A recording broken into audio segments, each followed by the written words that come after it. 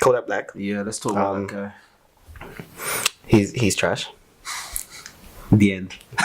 On to the next one. Well, yeah, he should have been cancelled a long time ago, though.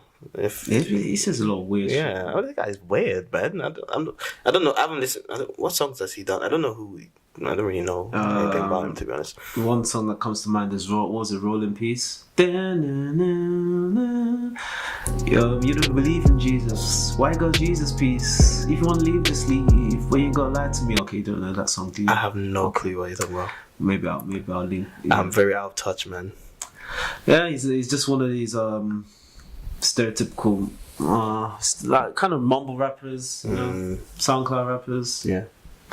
But I think the reason why everyone's kind of we all know the reason why, because he said a couple of insensitive things about Lauren London, yeah. Lauren London, because Lauren London's the widow of Nipsey Hustle, who was tragically killed a couple of weeks ago. I don't know if it was a drive-by shooting or something, but at his local his store. So everyone's kind of giving their condolences, unhappy about what happened, and then he comes up and like, oh yeah, I'm sure she's grieving now, but you just give her a year and then we'll be on it. Like, it was just mad disrespectful, isn't it? Yeah.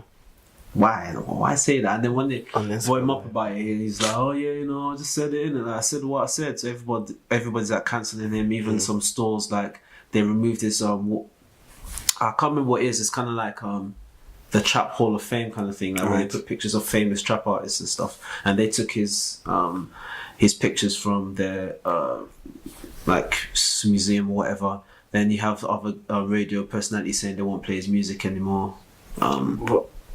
Okay, the stuff that he said was bad. Yeah.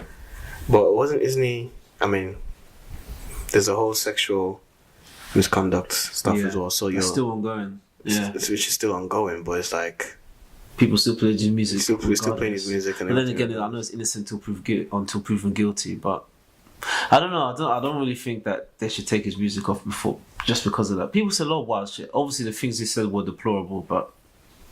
He didn't kill anybody. I don't know. Like, he didn't commit any major thing, and you think maybe it's probably best not to support it. But I think because of who Nipsey is, like, to people, especially on the hip hop community, it was like it's seen as a massive slap in the face. So yeah, I think that's why they said, "Nah, come on, that's where we draw the line. You can't disrespect our own." I think that's what it was. It's like if somebody.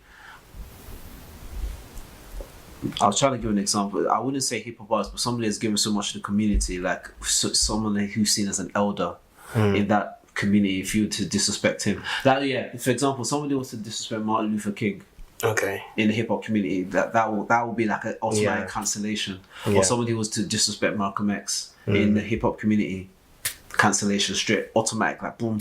You lose your subscription to the hip hop membership, according to the black, to hip hop community. So I think that's what it was. It was just seen as majorly disrespectful, especially so close to his untimely passing. So I think that's what it was. But yeah, man, I don't care for Kodak Black anyway. So I don't. Don't either. Whether they cancel him or not doesn't mean anything to me. But it's just his music is kind of There's I've also seen this kind of stuff on Twitter where someone is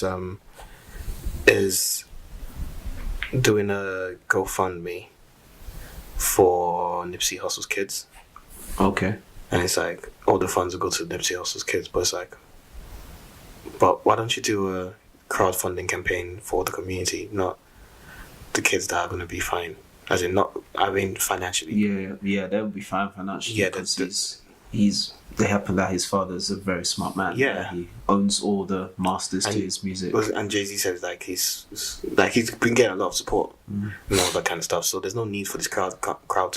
It's a good gesture, but it's a gesture that's not really needed. It could be done.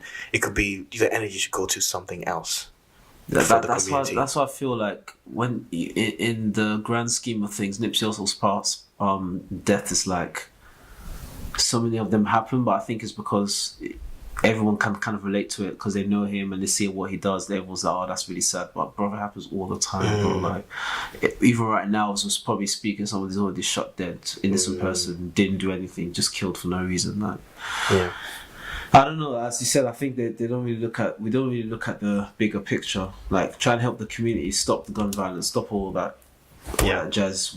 Work on programs that help that, rather than just giving it to somebody who you relate to. But that's how we are as human beings. We're able to relate to the people. I'm more empathetic to you than I am to some homeless person on the street. But it's just the way it is. Like, it's a shame, but that's how it is. So it's just the way we are wired as human beings. We show more sympathy to somebody who's close to us that we share a bonding with than a complete stranger. He might be an even worse position than us, but don't know. It's mad, isn't it? But I don't know, man.